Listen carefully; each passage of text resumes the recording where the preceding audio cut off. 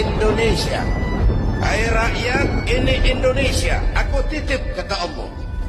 Ini titipan mahal karena ditebus dengan keringat, air mata, darah, dan nyawa.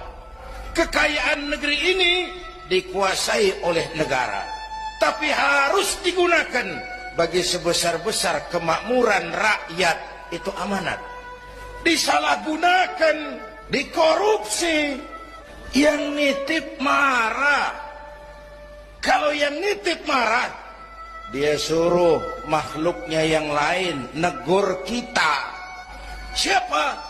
Angin puting beliung, banjir di mana-mana, gempa, longsor. Kalau kita rakyat kecil demo, Satpol PP turun. Kalau Merapi demo, siapa yang mau ngademin?